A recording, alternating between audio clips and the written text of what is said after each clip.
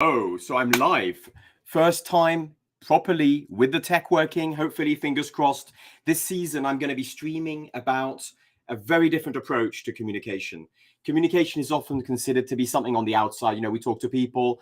Last night, I was having amazing coffee. Actually, it was tea last night with Alex Melvaru, this really cool coach from Finland, who's a kind of guy in a Finnish context with a lot of issues around how still there's a latent racism in Finland.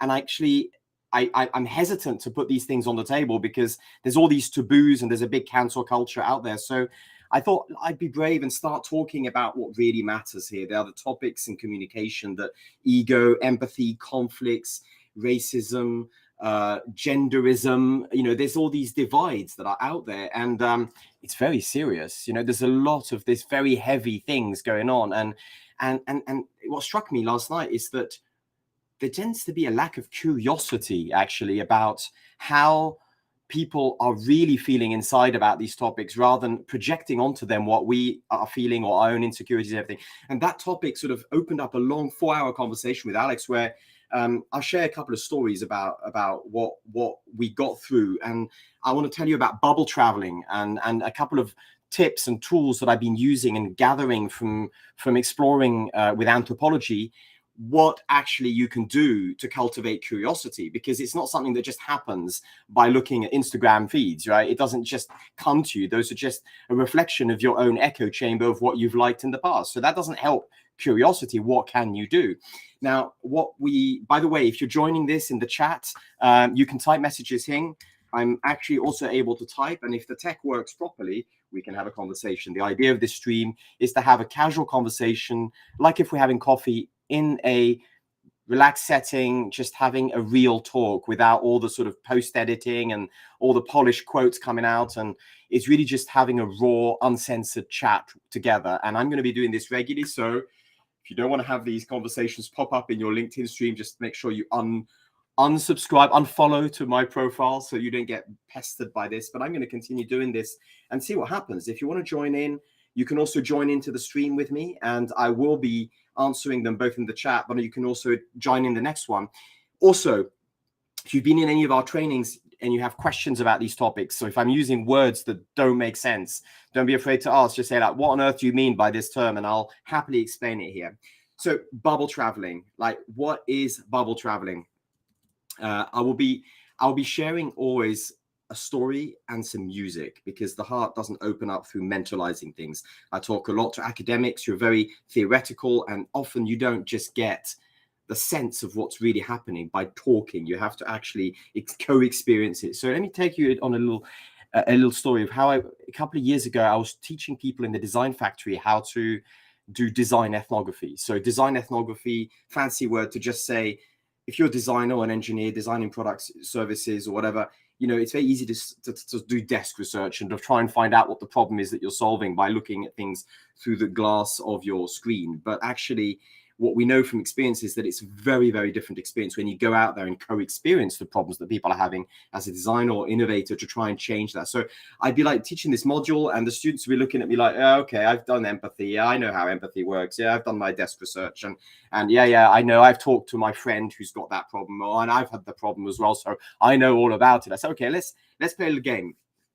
How many of you are in clubs outside? So there'll be people in clubs like yoga classes, gyms, CrossFit, you know, and these are like bubbles. So it's like a bubble where you have the same kind of conversations, you have the same level of, you know, expectations are often quite aligned. The language we use is quite the same, and they're often thinking that they're going to travel and open their mind and be curious and change their horizons. And they travel generally by going to the same bubble that they have hobbies in. So if they're yogic students, they'll take a trip to Thailand and do a yoga retreat in Thailand, and they feel that they're opening their mind. But actually what they're doing is they're meeting new people, the other side of the world, but in the exact same bubble. And they're not really traveling that far in their mind. They're traveling more in the world. And now that is very cool. And I mean, by the way, it's great for the tourism industry, but actually you can do that cheaply and much more powerfully by doing what we call vertical, not horizontal.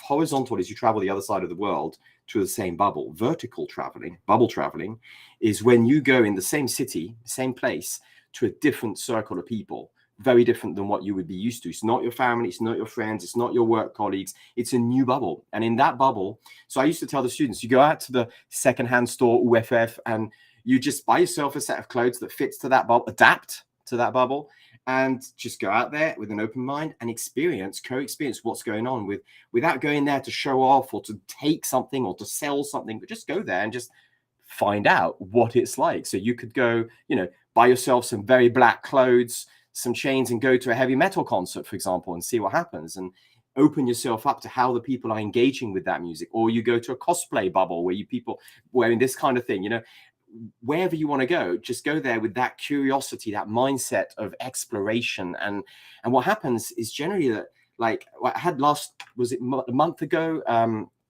a young student who's a design student in Otaniemi Design Factory. He was designing something for homeless people. And I said to him, well, why don't you try bubble traveling into the homeless world? He was like, yeah, but I kind of already done my desk research. I've done sketches. I know kind of what I'm doing. And I said, but you know that in Finland, the homeless people is not the same problem as in France or US. He was a French student.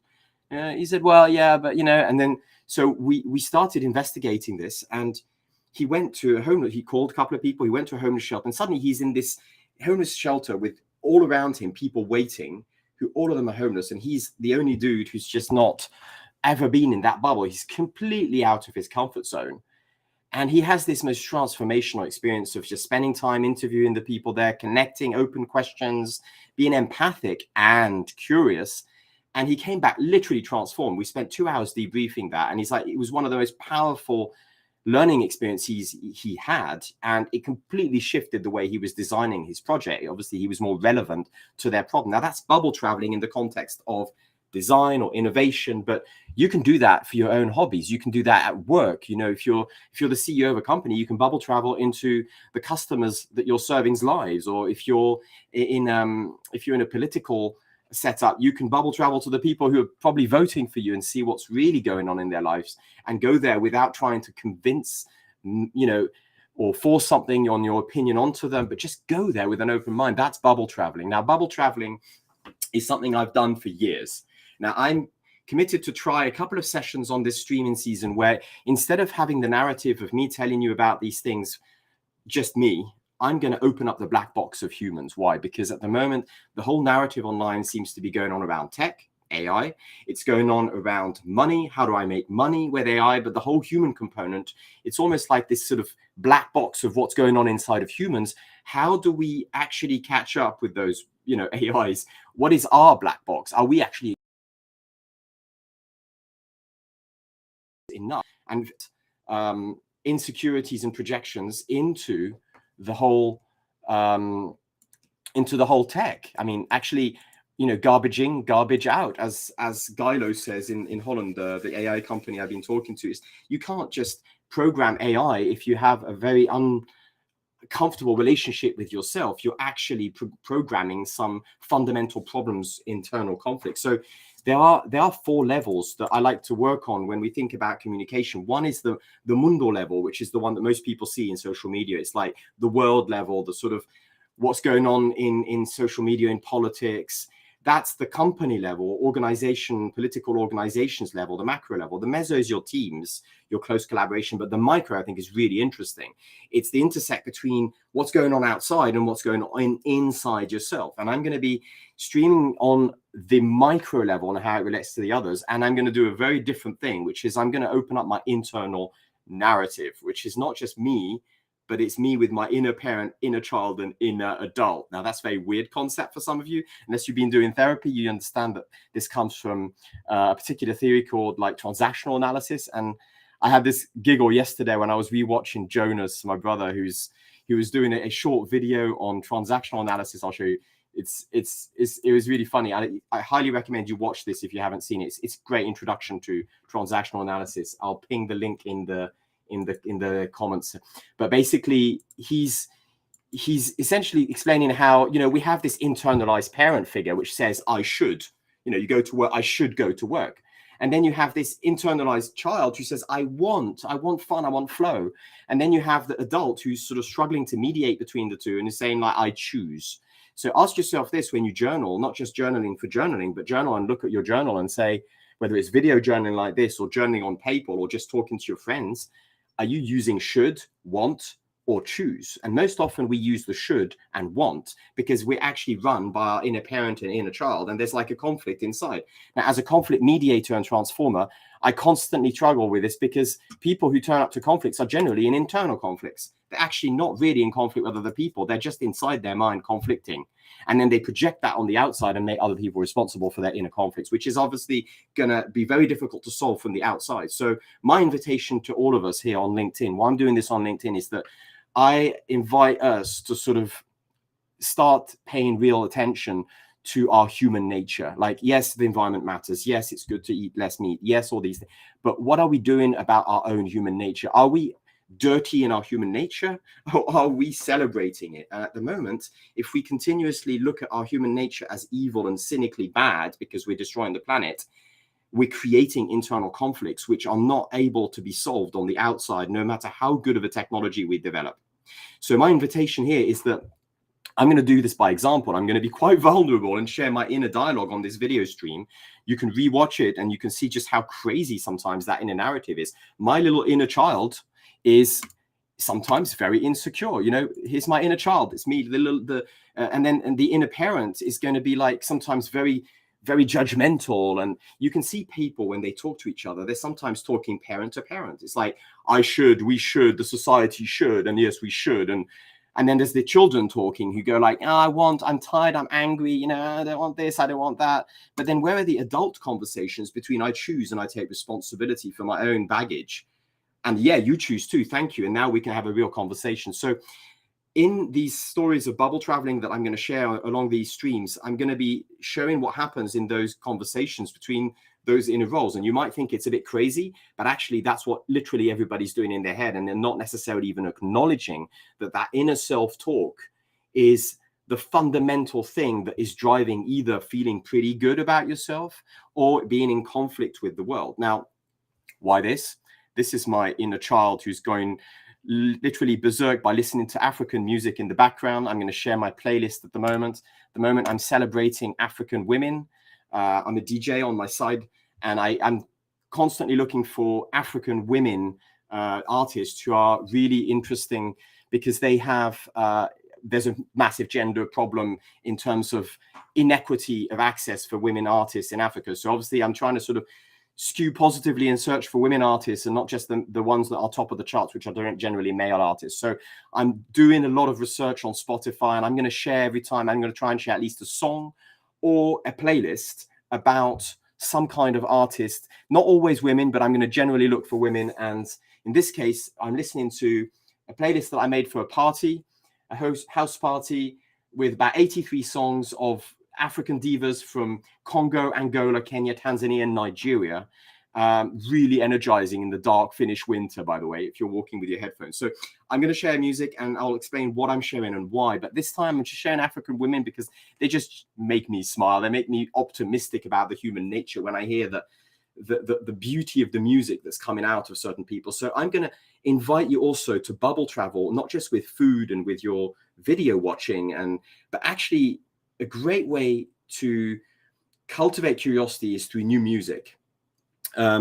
My little niece in France, she's like 6 years old or so, and she started emails. So she's like sending me her first very cute email and saying, oh, I have an email account. Will you answer me? And of course I'm going to answer her. So I decided I'm going to start sharing music with her. So I share a song and a picture with a story of what I'm looking at in the window.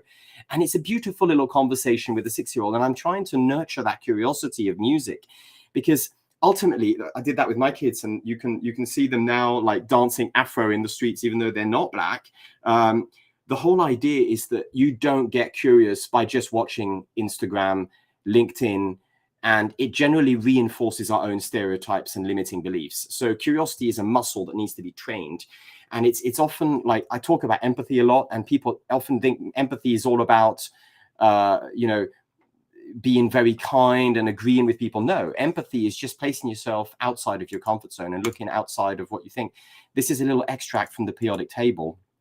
And in a sense, what if you look at the big picture of the periodic table, you can see the website, how it works. Let me hide the African woman playlist a second. I'll talk through on another video how this works. But if we look at the green is bit where you focus on others, including empathy. Blue is focus on self. Red is common action. It's like other, me, common. Okay, so in the green, people often emphasize empathy, but if you zoom into that, there's actually, and I'm going to put like a little bit of a pointer here so you can actually see what I'm talking about. Here we go.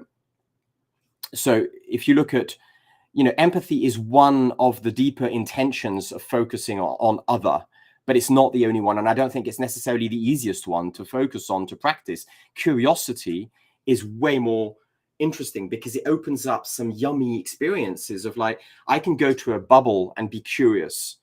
I don't go to a bubble and be empathic unless I'm an ethnographer being paid to do some design research. It's very hard to just go there and be empathic. You don't wake up in the morning and go, oh, this morning I'm looking forward to being empathic this afternoon. No, it doesn't. It's usually when we have a problem that we start thinking, oops, I forgot empathy. But curiosity can be cultivated even with children. So, you can sort of play with curiosity and say like, that little girl, my niece, she was saying, well, music, I love this song. And I'm saying, this is a nice new song, try this one. And I said to her, look, with the amount of music being created in the world, you could literally listen to a new song every minute of your life and you would never run out of new music. There's so much music going on. Yet, what do? We listen to the same tracks again and again that are played on the main top 100 chart playlists or our favorite playlists. So I'm going to share, I've got about 370 playlists in Spotify full of music. I've been doing this for years. I'm a music anthropologist as well. So I'm going to share music that's going to screech your ears, that's going to make you go like, what's that? Where does that come? That's not mainstream. And the idea and the intent behind it is to cultivate that curiosity with a bit of playfulness. And sometimes you'll like it. And sometimes you'll just go like, well, that was interesting. Thank you. Move on. So music. Now, where are you watching this from? You might be watching this from India. I know there's a lot of people who follow us who are in the US as well, in a different time zone, who might be watching the replay of this. My question to you is, what can I do to inspire you? Because it's very easy to be negative. The world is full of cynicism. It's very, very difficult to be optimistic. It takes more courage and rebelliousness to be optimistic about the human nature. It takes a lot of courage because, the narrative goes like this. The planet is in difficulty. There's a polycrisis, and the humans are essentially the cause of evil because as a species, we're misbehaving. Okay, well, what are we going to do about it? Are we going to just point our fingers at each other and say, oh, it's them, it's the politicians, it's the Americans, it's the Finnish, it's who? Does it really matter what about looking inside and going, okay, my human nature is the thing that is at stake here. It's like, am I actually being kind to myself? Am I respecting myself before I start respecting the planet, the trees, and tackling CO2? I need to also start from myself and pay attention to, am I balancing that respect of self with respect to the world? If not, then we end up cringing in a corner in a state of depression, and it doesn't really help the world. I don't see very many people who are deeply depressed or having mental problems who are actually doing great stuff for the environment because they're busy surviving. So I think it's a global call to awareness on, and I big up out there to the people who are therapists, life coaches, trainers, conscious leaders, coach leaders, people who are on the front lines of helping people do personal transformation. Personal transformation is hard work. It's much easier to just sit back and go, give me the tips, give me the tricks, give me the signposts, and I'll do what you tell me, dear guru. But actually what it takes is a real investigation to oneself. And I'm here to sort of be that perhaps annoying, but also optimistic reminder that, yeah, you can look in yourself and the black box isn't so scary. And you can do that with tools. And I have plenty of tools. My intern, Kenny, who's doing the video editing, he calls them knowledge bombs. So I can drop knowledge bombs on these every day. And today's knowledge bomb is about the idea of bubble traveling. Go out there, think about those 5 to 10 bubbles you have and think of a new one and try this week or this weekend. Go out and bubble travel with an open mind. You go there, you say, I'm here to explore, I'm curious, nothing more. So that's the invitation for today. I'll be back on either tomorrow or after tomorrow, and I'll bring some more knowledge bombs to you, new music coming on there. And I look forward to hearing about questions that you might have about how to build empathy, how to build conscious communication in this bubble traveling. And also I'll be sharing stories of where I've been bubble traveling. Some of them are very, very weird bubbles. Have a great day, and may the curiosity be with you.